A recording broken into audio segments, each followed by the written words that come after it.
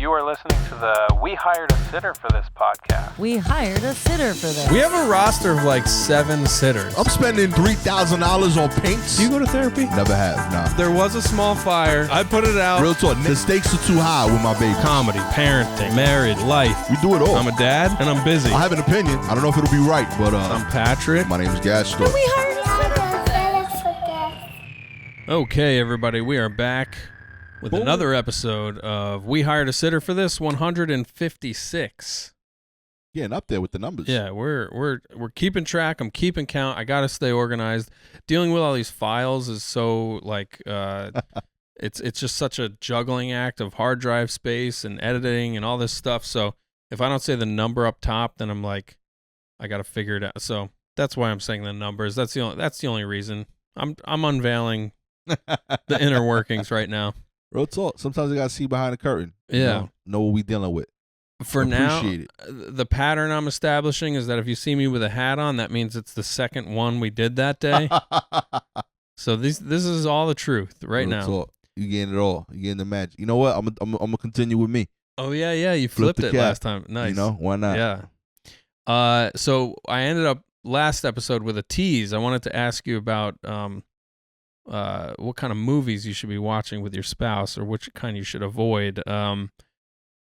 Curious where you stand on horror. Where are you with the horror genre? I find horror funny. Yeah. Which is problematic for us because she thinks like I'm a sociopath. Uh-huh. So, and she in general doesn't enjoy horror. So, But we don't do you watch even? horror. Yeah. Do you even like it though? I don't. I'm never like I'm in the mood for horror. Yeah. But I'll watch it if I heard like about it enough that like I need to know about it for zeitgeist, or if it's like an interesting premise that gets me. Like the last one I think I watched was like It Follows. Or Oh something yeah, like yeah, that. yeah. That's a great one. Yeah, it was Yeah. pretty cool. I enjoyed it.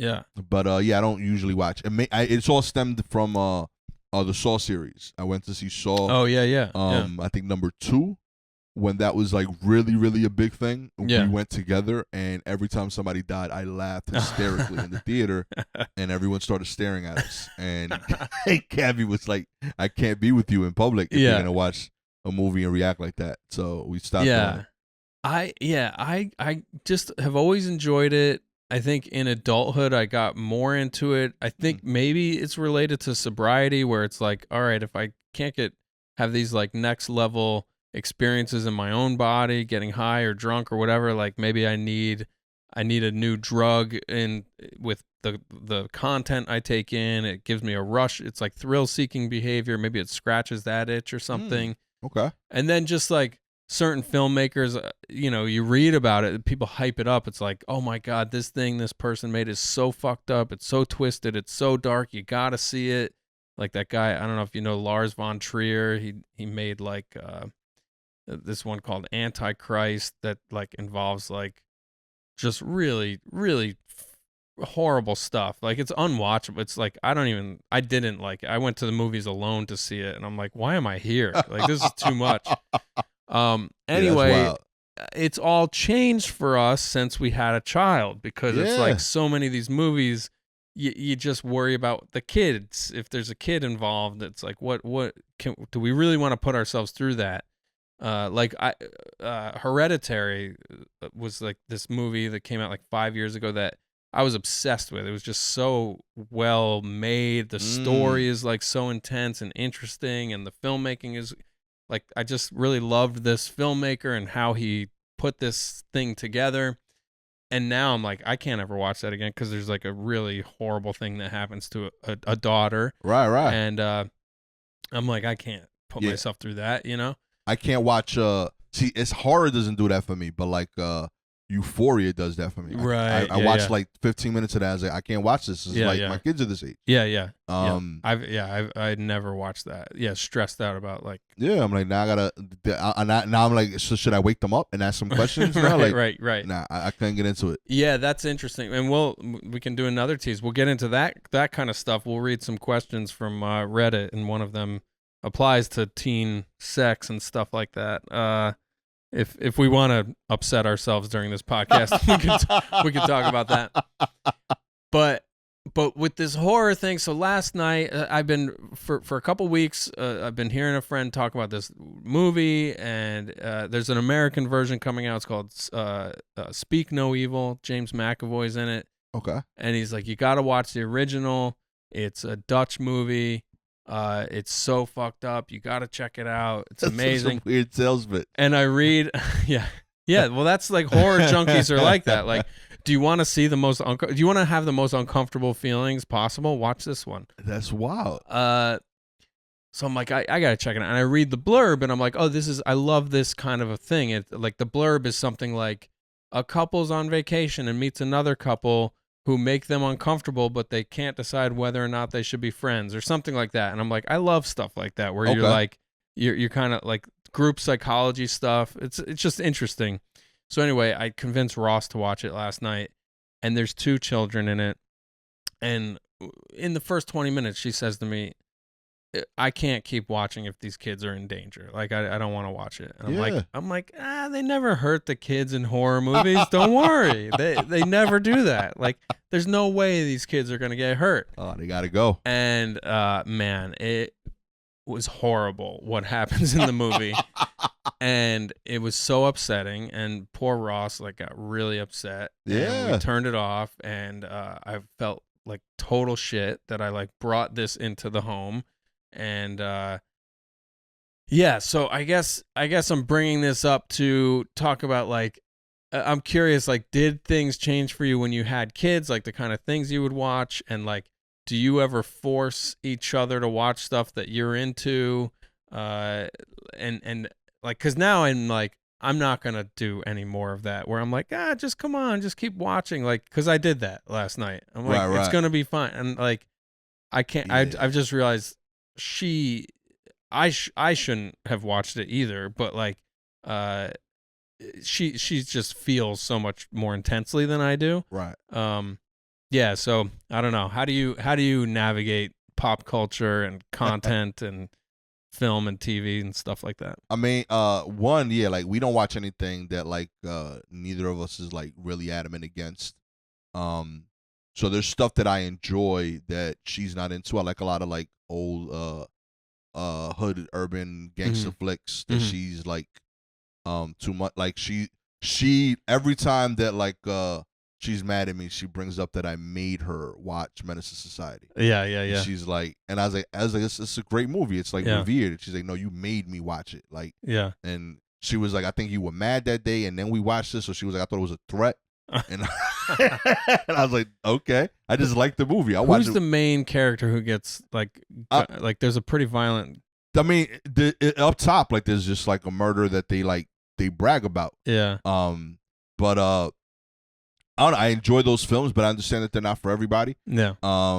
Training Day is one of my favorites. Paid in Full is a favorite of mine. Dead Presidents, love those. Like, they're just great films. That was like the late 90s Belly. Yeah. They were like, we're going to make this specific genre. And there was, like 10 or more films. Yeah. And we watched some of them were those. great. Belly's a terrible film that I love, to be clear. Yeah. The others I actually think are legitimately somewhere around good. Yeah. But yeah, I enjoy them. But they all had amazing soundtracks. Yeah. Real talk. But yeah, I get it. Like, they're too violent. She doesn't enjoy that.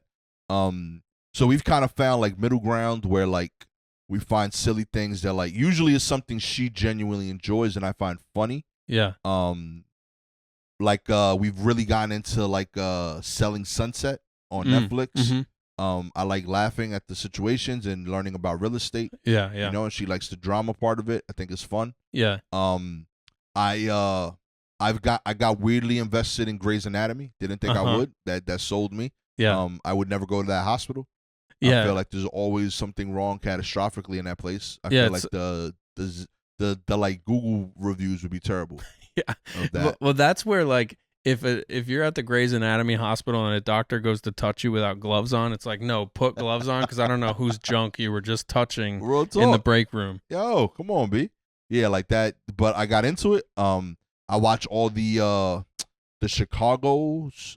Like the firefighters. Fire PD. Stuff. That's something we've agreed on that works. Yeah. But with that, we have to be, the time of day affects which Chicago I watch. Uh-huh. Chicago PD is super intense. Like there's always like someone's about to die. Yeah. And it fits in a lot of political stuff. Dope show, but that's like a 2 p.m. show. Yeah. Then Chicago, the medical one, it tips toe on that, but it adds a little bit more love. Mm-hmm. And then the one that I watch at the end of the day, the only one is The Fire. Yeah. Because they have like moments of like levity and like laughing that I'm like, I need some of this. Yeah. So we're conscious of that.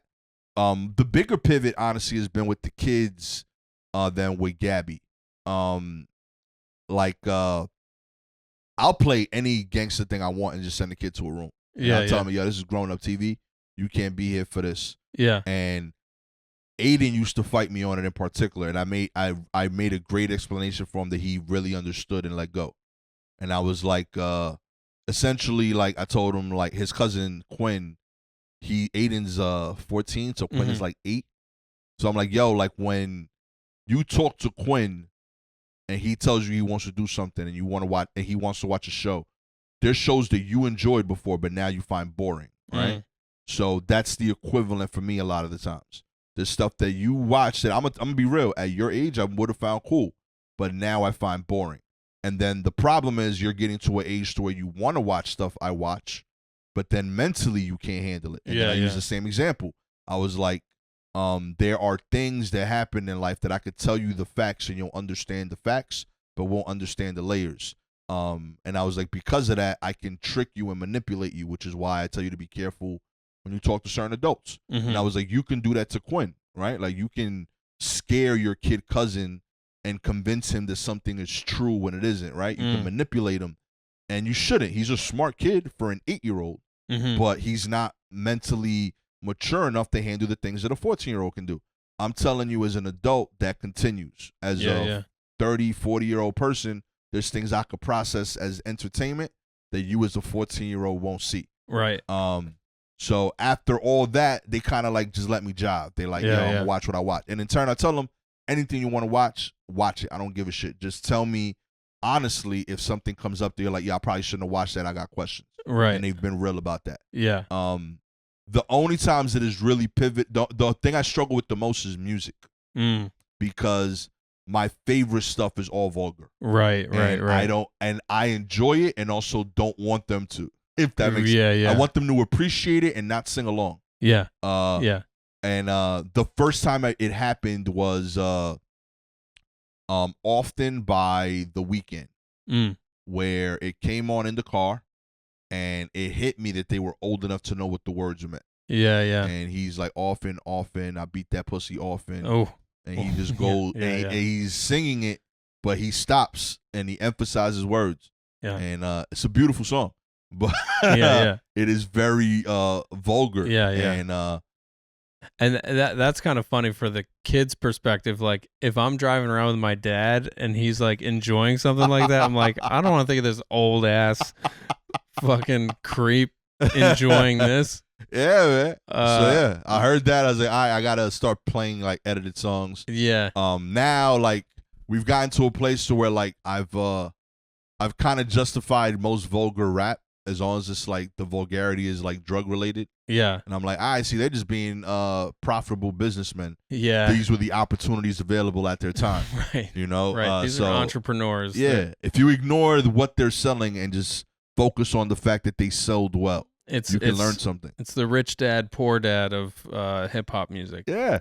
Franny's been singing a Kylie Minogue song that's all about taking another person home and taking off their clothes. And she's like singing those words. And I'm like, how does this happen? It's so catchy. Real talk. She doesn't know what it means, of course, but Yo. Yeah, so that's smart though that you watched out of the Chicago shows. You watched the one that feels like a sitcom last. Yeah. We watched this movie where 2 children were annihilated right before bed. How do you do that? Yeah. So stupid. That's wild work. I'm such an idiot. I'm such a fucking idiot.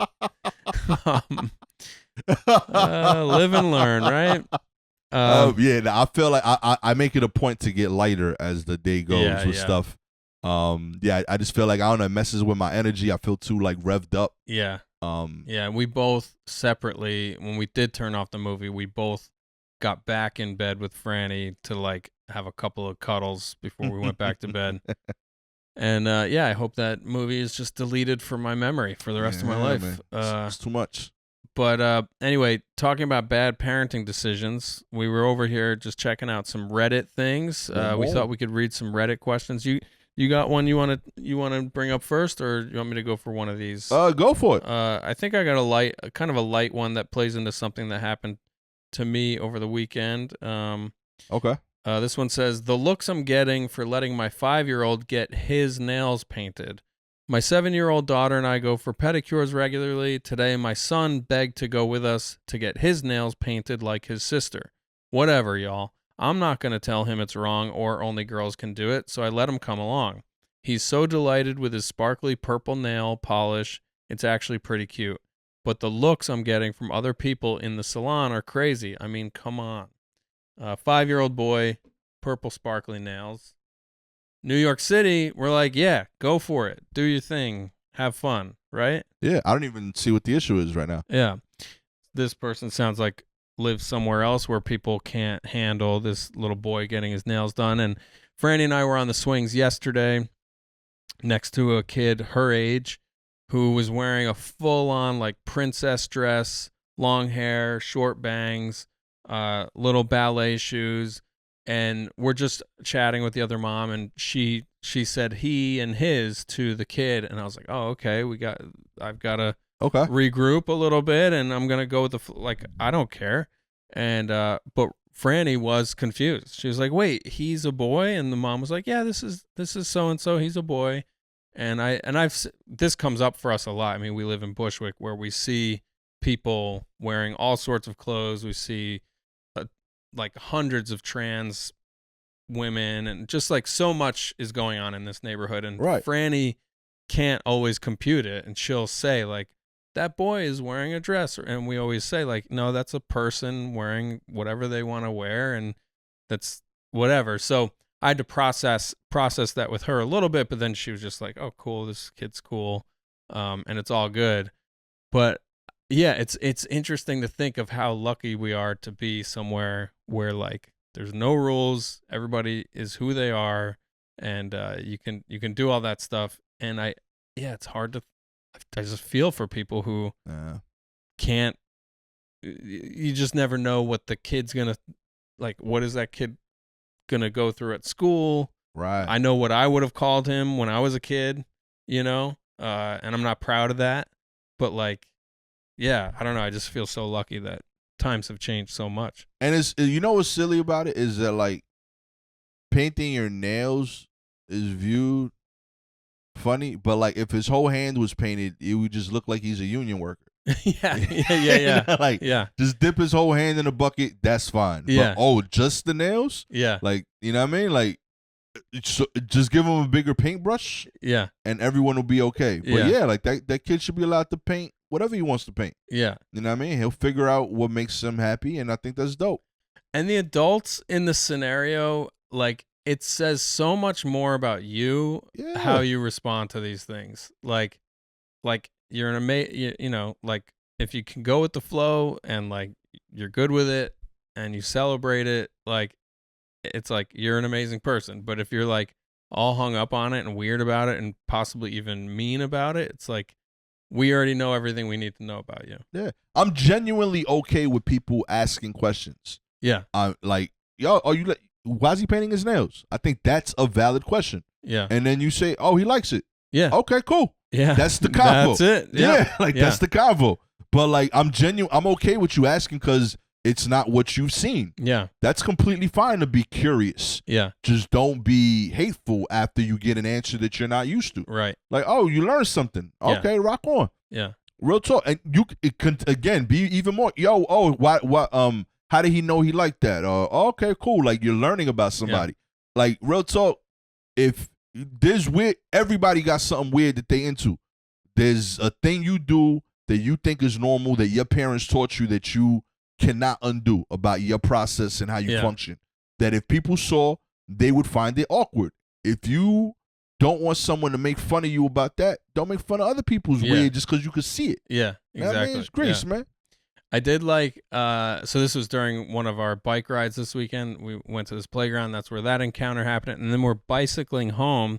And I wanted to just like process it a little bit with her. So I just said, hey, what did you think about meeting that boy? And do you have any questions? And we were chatting about it. And everything was cool. But then kind of out of nowhere, she was like, I didn't like his dress though.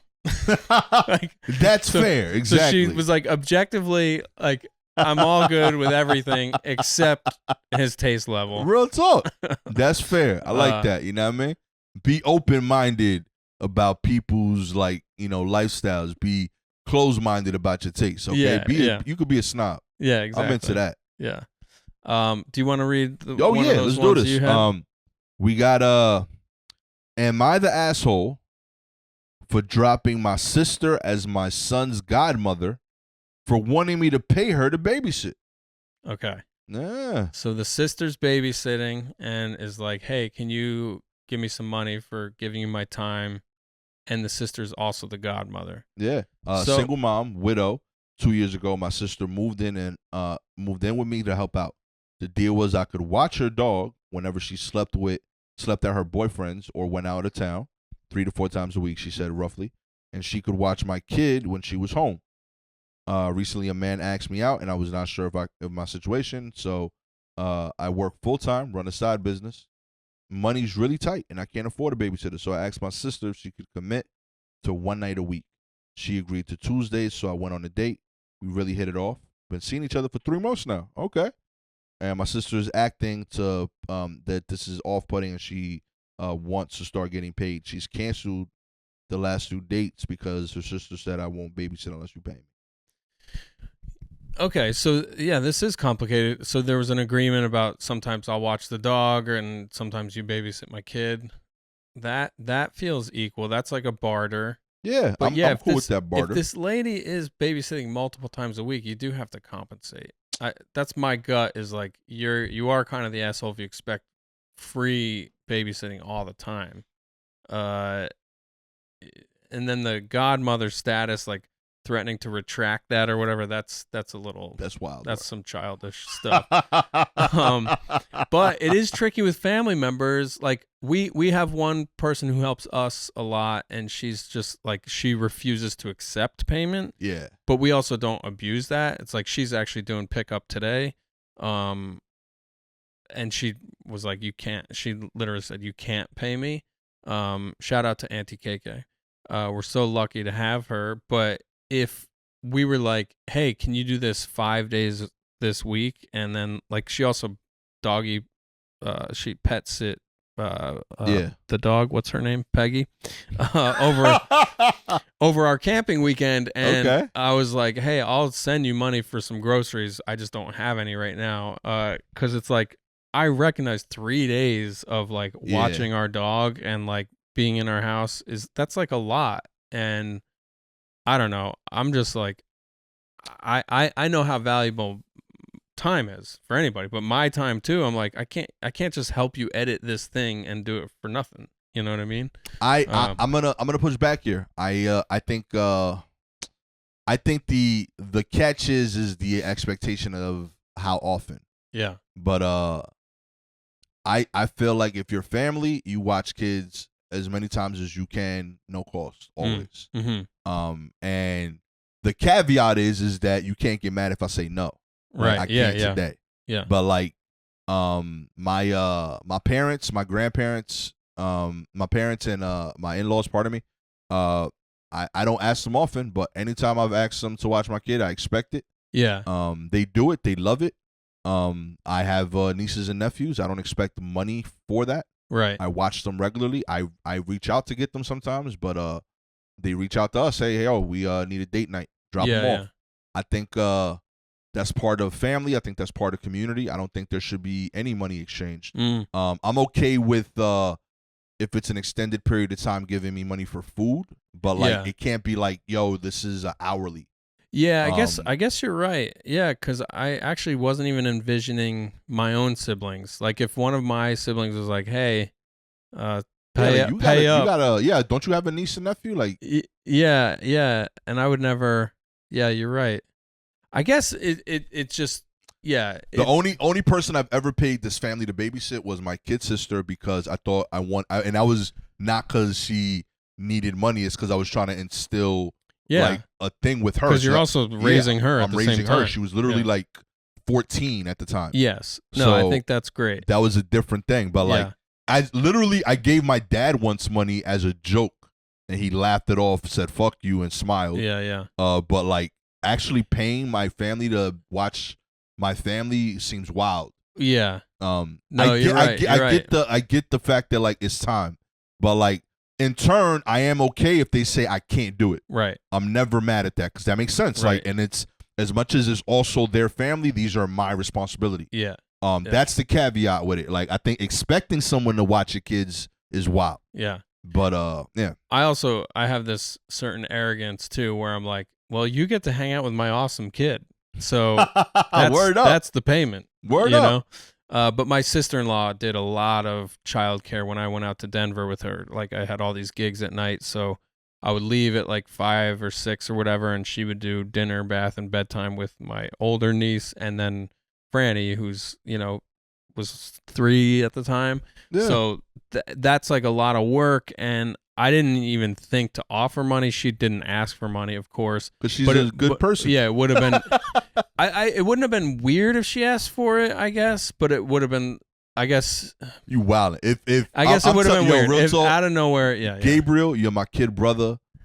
Grace, you're my kid sister. When y'all get married, if in some weird way I needed you to babysit my now adult kids at that point, if I needed you to babysit them kids, and your partner tells me, "Yo, pay up," on God, you getting a divorce, or just like for you, I will make that happen. The audacity of these people. Could you imagine getting a Venmo request from your in-law? You out of your mind, my G. Real talk. I would be so wild. I will dedicate my next comedy hour to talking about them on stage. just deeply saying their whole information. You pivot to roast insult comedy. Real talk. At family members. Real talk. One audience specific target. That's like that Wu-Tang record that one guy bought. Oh yeah. It's like, you made this for 6 people. Real talk. And it'll be fire for those 6 people. That's amazing. That is wild work. I can't do it. I get it. Like, I know there's cost involved. So stuff like that, yeah, like, yo, like, they're gonna be there 3 days, yeah, maybe bring up buy a pizza the first day you drop her off, you know what I mean, something like that. The food stuff, I get that, but like, and also be mindful, like, send a nice gift, maybe. Yeah, and that's the thing, exactly. You pay it back in other ways because it's not a payback. It's like you showing appreciation. You know what I mean? I think that's what family's for. That whole take a village thing is real. Yeah. You know what I mean? Yeah. So like, you should be taking pride in the fact that this is part of your village and that you're included in the village. You're also building that village for you and your future. Yeah. But yeah, like, anyone that's ever given time to my kids, like, I feel like they know that I've genuinely appreciated it and I've reciprocated that back in some different way. And by the same token, I've shown I've been more than willing to do the same for other people. That's the job, B. I'd also want to know more about this sister situation. Like, if she's doing, like, she meets this new guy, she's seeing him multiple times a week and is expecting her sister to babysit. If the sister was like, hey, I can do it, but I need to ask for a little money because money's tight for me. Like, if money's tight for the sister and she needs work, like, maybe there's a discount rate they can discuss, at least something where it's like she's getting something out of it. She's getting, like, room and board. She's already That's offering, part of it. like, like, she's like, yo, like, money. She had a situation, she moved in, and now you also asking her to pay you? That's wild work, B. Yeah. I'm paying you to stay at my house. Yeah. But don't change her godparent status. Yeah, I think that's crazy work as well. Yeah. I do like that, though. I do like that I don't want you to do it, but I didn't know it was a possibility. Like, thank you for teaching me that. Yeah. Like, I'm gonna start wielding this power now more often. Right. Like, you might get demoted. Yeah. You know what I mean? Yeah. That's pretty dope. I like that.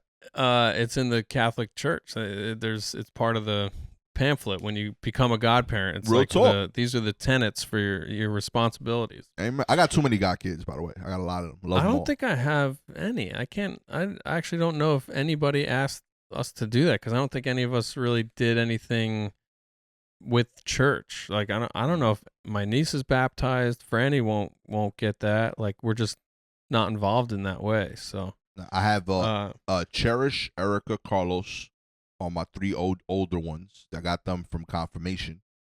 So they were like teenagers to adults, and they asked me to be their godfather directly. Okay. I would say like I did my best work with them. I did really well there. I think I struggled more with the younger kids. I think I hadn't developed that as well. But like I had Stephanie and Noel who were their parents asked me. I failed in my opinion. I wasn't a great godpops. Yeah, but what is the real responsibility though? I don't know, but I feel like I feel like I've always been a good person, I think, and I've tried to be anyway. But I do think that because of the age I was at, when they were kids, I was hitting like, yo, I'm chilling. Like life's about me era. Yeah. And that just didn't work with hanging out with a 1-year-old. Right. So in retrospect, like I personally would have said no. Yeah. Not because I wouldn't want to be their god kid, but because a godfather, but because I don't think I was ready to do the job well. Yeah, yeah. I do think I did a dope thing though. I implemented a Godfather Day where I would bring all of my god kids, little ones and big ones, and like we would like watch movies and play games. That's fun. I ordered a pizza called The Beast, where it was just a pizza with every topping twice. Nice. And like the little kids would get overly excited about that. They found it crazy. They took pictures with it. So that was a whole blast. And then I got a new addition. You know what I mean? Carlos, who is one of the 3 older ones, asked me to be the godfather to his son. So you're a godfather and a great grandfather. Yeah, and a great godfather, right? I think that's how it would be. Yeah. Great, a grand godfather. Yes, that's the right one. Yeah. So yeah, my boy Raiden down there in Florida. We doing that big. So yeah, I'm doing better with him. I'm trying my best to be present, but being real, I still think I'm better with the 3. Well, a lot of it, adults. You're a figurehead. It's in name in a lot of ways. Yeah. And you keep living an honorable life for yourself, and then they can say it proudly, like my godfather's this awesome person. I'm trying, real talk. And if they, if your parents croak, I'll take you in. You know what I mean? Yeah, I'm available for that. Yeah. At this point, all but Raiden are adults. Yeah. So like the 3 older ones, like they're almost peers at this point. They're like in their 30s. So like I don't know if you need me much. Like I might need you. Real talk to co-sign or something. Yeah.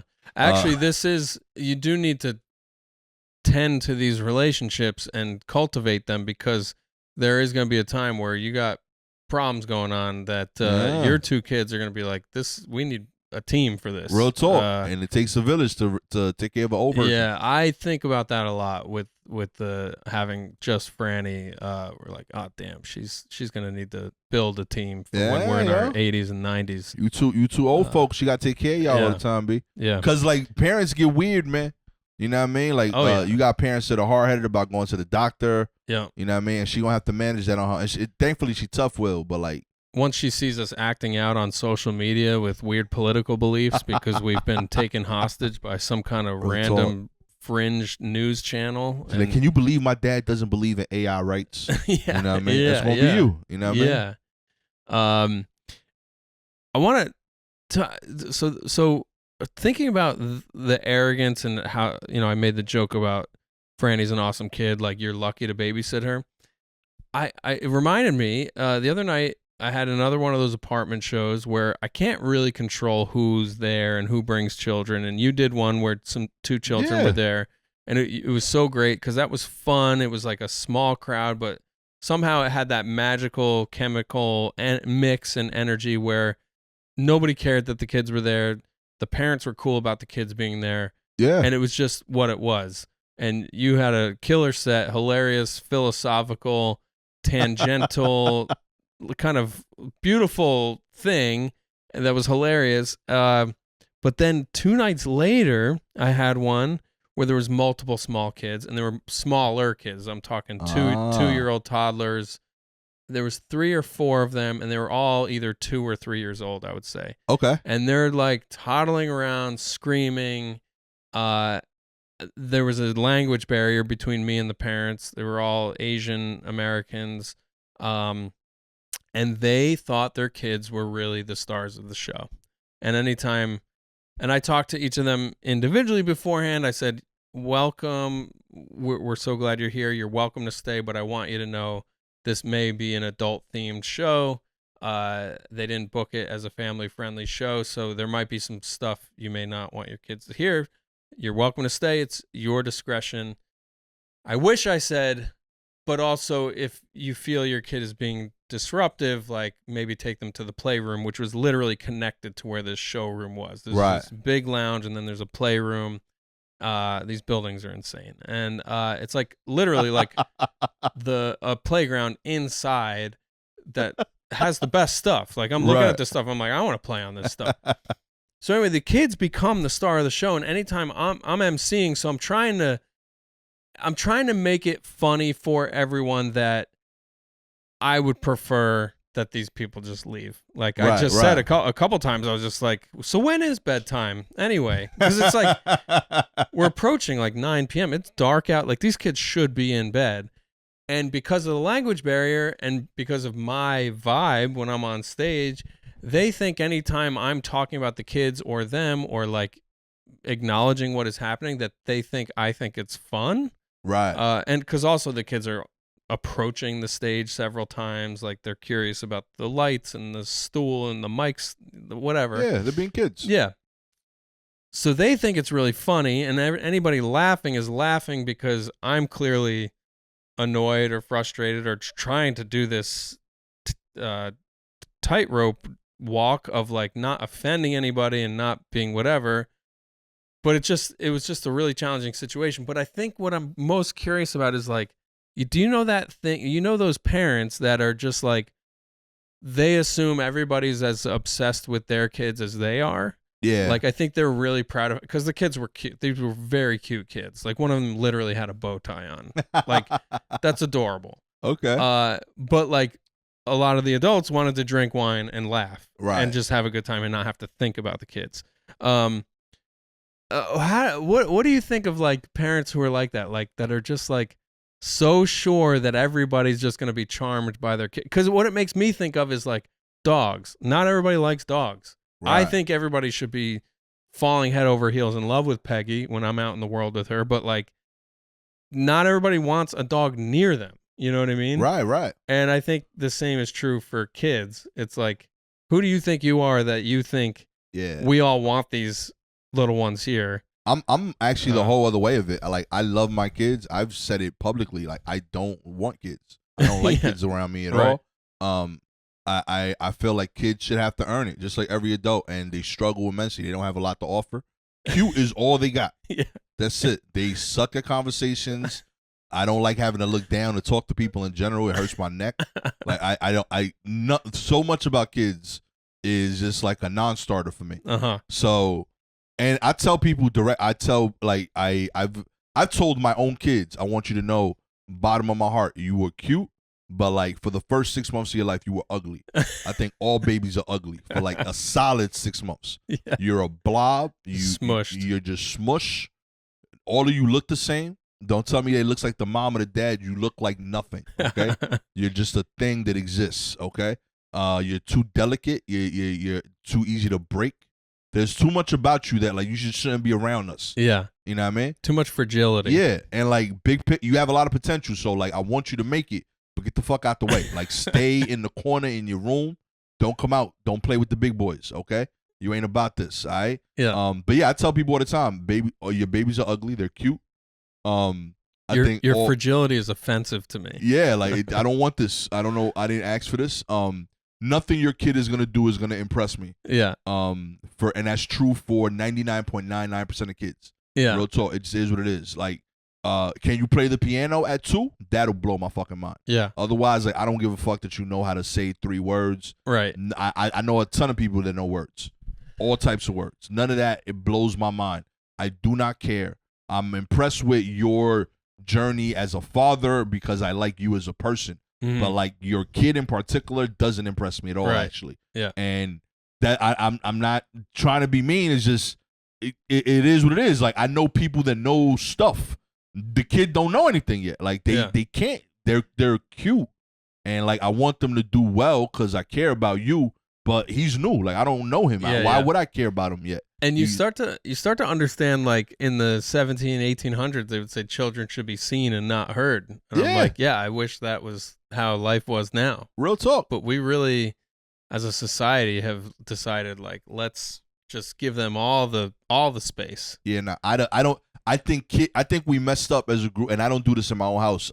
Kids are not the center of the world. They're not the center of my house. Yeah. Me and my wife are. My kids are like they're tertiary characters. Real talk. They're like yo, you here to help because I hired you. All right, real talk. You entry level in this business. Yeah. But this house will run without you. It's run before you, and if you lucky, you might learn something, and I'll speak highly of you when you leave, so you can start your own house. Yeah. But like, nah, like this ain't like I ain't doing everything so that you can have a good life. I'm trying to have a good life. You add value to it because like I'm hoping to raise you into being a good person so that you add value to the world. Yeah. But in order to make you a good person, I can't make you think you are the world.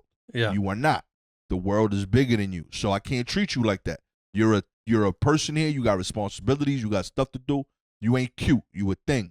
All right? You could earn like status, but you don't got it right now. Real talk, B. Like, nobody remembers the interns, okay? You an intern right now. Earn it.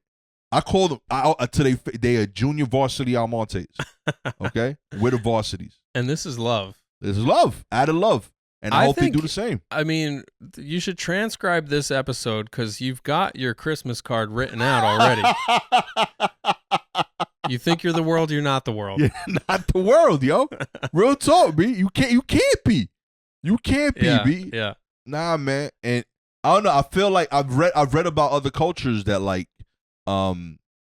they treat kids like they're a part of the group, but they're not the center of the group. Right. And I think the French are big on that. Yeah, it leads to better people, in my opinion. I think they end up being less selfish. They also just for their own health. Like when you're 24 and you're like out of college, your first job or two, struggling because you think the boss why aren't doesn't people see you fawning as a superstar. over me? Yeah. It's because you don't know shit. You're not and being clear, you're not supposed to know shit. Like, and that's okay. Yeah. But like, you can't think you a star because you know the basics. Right. And you're new. You don't have it yet. It is what it is. So yeah, like be cool with that. Be cool with being tertiary. Yeah. But don't tell your kid he's a superstar. Don't put bow ties on kids. Real talk. The other thing I resented about that night and that particular couple or two couples is like, yo, bring the kid upstairs to your apartment or take turns in the playroom with them and like sit with the adults, have a glass of wine, enjoy the show, and take turns parenting outside the space. Like have some adult time for yourself. Yeah. You know? If your kid is the center of your life, you don't have a life. Yeah. Real talk. You got nothing to offer as a person. You need to like develop more you. Right. On top of that, your kid is gonna inherit that. Like they're not learning who you are. Yeah. They're not seeing what you are outside of that. Like you putting too much pressure on them and their hopes and dreams. You know what I mean? It ain't right, B. Yeah. Go out there, have hobbies. They need to see their mom and dad got other interests. Yeah. And you know, it changes them, B. Stop being a herb, yo. Yeah. All right. What do you think about transitioning into the euphoria question I have for you? Talk to me. So this is kind of my biggest fear. It sounds fun at first. It says, my daughter snuck in a boy one night. 15-year-old daughter snuck in a boy one night. It was pouring. Anyway, it's nighttime, middle of the night. I noticed her bedroom door and bathroom door were locked. I looked through the bedroom to check on her and saw a shirtless boy on her bed, and she was nowhere in sight. I go in there. I'm paraphrasing. I go in there. She's in the shower. I talk to the boy. I'm like, who are you? And he's like, I'm her friend. I'm 16. She talks to the daughter. They have a fight. The boy leaves. And then the parent goes through the phone. And then they start talking about everything, and the mom makes a fake social media account, and I found him. The boy is turning 19 in November, and according to my interrogation, they've been talking since my daughter was 14, which is a red flag. Mm. This is why she hid it from me. I went on my daughter's phone, found out they've been sexually active, and there are pictures and videos. I called the cops, and they went to my house and took her phone. I told my daughter to break up with him. She said yes. I also took her to the doctor the next day to get her tested and have the doctor talk to her about birth control. After almost a month, I saw my daughter's IG account on my son's iPad and found out that they have been keeping in contact. I exploded. I didn't call her names, but I yelled at her. I told her I felt betrayed. Please tell me that what I'm doing is wrong. I don't know how to make her understand that she shouldn't feel comfortable with a guy living an adult life. This guy works full time, talking to a 14 or 15-year-old. So unsafe that she's letting an adult stranger sneak in while the rest of the house is also asleep. Should I punish, and what do you suggest, or should I just be calm with her? So yeah, this is a 18-year-old boy with your 15-year-old kid. God. Yeah, this is terrible for me. This is literally the age range of my kids. I would be very calm talking to my kid because I would have took out all my stress on that man. So yeah, I'd have body slammed that dude once I found out he was 19. Yeah. 16-year-old, I would have been mad. Yeah. But I would have called his parents. Yeah. And then when that wasn't possible, we would have had a different convo. Yeah. Yeah, and I wonder, it's like, how soon do you start talking to, like, do I talk to my daughter? Like, is it at 13, 12, 10? Do you start saying, there are men who will want to be more than friends with you, and it's not appropriate unless they're the same age as you? Like, yeah. Like, at what point do you start saying that stuff? Like, I guess it's got to be kind of early. Yeah, I've already started saying stuff like that. Yeah, like, I mean, I liked what you were saying earlier about older people know how to manipulate you because they have more experience. Yeah, I make it a like, point to drop that in, like, when the opportunity comes up, because it's a thing. Like, I think they need to understand that like, there's a reason they separate that for, because we need to protect y'all. Yeah. You are becoming competent and intelligent, and I think that's great. But don't get it twisted. Like, if I need you to do something, I will get my way because I'm smarter than you. I'm more experienced than you. Like, that's how it works. Yeah. But in turn, there's people that are going to use that for evil. So yeah, you should know that. Yeah, and like the urge, to body slam a grown man. I mean, that's a grown man, 18, 19 years old. Yeah, that's, you can get rocked, homie. But talking to him and his parents or the authorities, like cops, might be the way to go.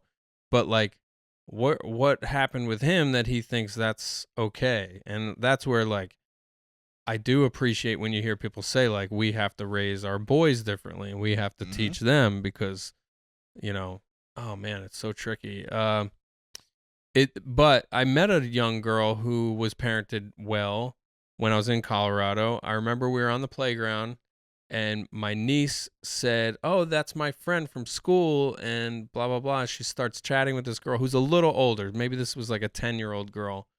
And I was like, "Oh, you know my niece from school?" And she's like, "Yeah." And I was like, "That's cool." And I was telling her who my kid was so that she knew I wasn't just some dude on the playground. Right. And then, I'm just like a personable person. So I was like, "Oh, so what's your name?" And she was like, "Oh, I don't think I should tell you that." And I was like, "Oh yeah, you're so right. No problem." And I was like, "Oh yeah, like that is a toolkit I got to start talking to Franny about." Real talk. That makes sense. She's a people person too. And like, yeah, man. Apparently the other day she was hanging out with her 6-year-old friend on the playground with one of our babysitters, and the 6-year-old had the idea that, hey, let's leave the playground and go over there's a skateboard ramp over here. Okay. And our babysitter was like turned her back for a second and they were gone and behind this other building, and it was like a real panic moment. Yeah. And all that stuff we got to talk to her about is like, you have to stay close to us. Yeah. Not disappear. Real talk. It's all, I mean, you're never going to cover everything. You just try to pepper in convos when stuff comes up. Yeah. That's actually my biggest argument for watching stupid things on TV that are adult, because they cover those topics in a real way. And like every now and then, like me saying, yo, you shouldn't like walk away because you'll get lost. Like hearing that from me or from Dora, it ain't gonna have the same energy. But when you watching Law and Order and you see that mom screaming, yeah, like yo, see, that's what you do to me when you go around the corner. Yeah, you know, it changes the energy of that moment, and that message gets conveyed differently. Maybe we gotta show him Stephen King's It, so that there's a clown living in the drain pipes. Real talk. You gotta balance that message delivery. Some of it, you can say it calm, but sometimes you gotta like, yo, that's a real thing you're doing to me. Yeah. So yeah, like I think it's about just dropping that in early, so it's understood. Expect them to still mess it up the first few times anyway, and then when they do, there's very few things that like I try to be chill about most things, so that the few times I spaz out, they know like, yo, I mean this. Right. So like I think I've told you about like Michaela tried to do the right thing once by like helping a friend who she thought was sick. So she left my house. Oh, yeah. Yeah, she left the house to go check in on her friend and left me a note. But we hadn't worked that. And right, there's so much about that like you shouldn't be doing. It was like just after COVID. There was a lot of like other things to be concerned about. She was like I think 7th grade. The 2 years of COVID, she hadn't got the normal outdoor walk around experience that a kid that age would have gotten. So like when we found her, she saw real like panic from me that she does not get often. And she got like a real different energy from Dad that she doesn't like. I'm normally like the serious one's Gabby. I'm jolly and shit at the house. There was nothing about me jolly for like 2 days. Yeah. And like I knew she was scared because she saw me yell at my mom. Because my mom was like, yo, she's okay, she's fine.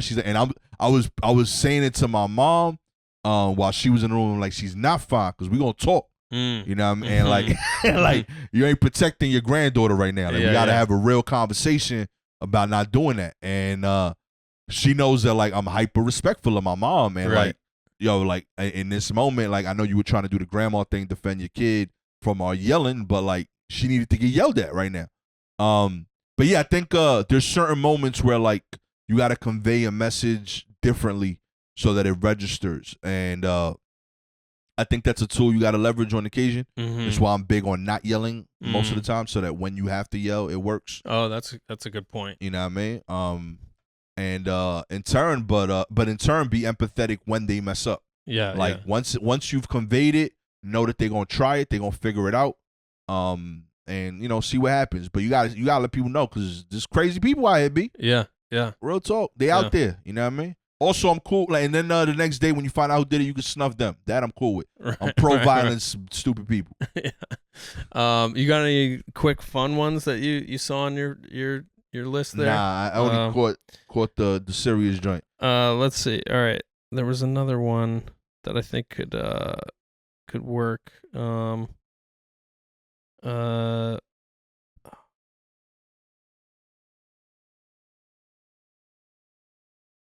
This is compelling. Deep podcasting happening here, baby. You know, this is what we do. Okay, we underprepare, over deliver. Yes. You know what I mean? That's what we do. That's the guarantee. That's the promise. You know what I mean? Oh, this is kind of a nice one. Maybe you've experienced this. I mean, it's not podcasting. The premise is not nice, but anyway, my 14-year-old son is in middle school. His girlfriend just broke up with him. Should we get him? This is interesting because it's real time. They were dating for 2 weeks and they hung out together Saturday and Sunday. He's in the school library crying. Our daughter texted us the situation. She's 12. We haven't heard from our son. My wife is asking if we should. I tell her this is something that is going to happen a lot. It's such a her. He will have to learn from and manage.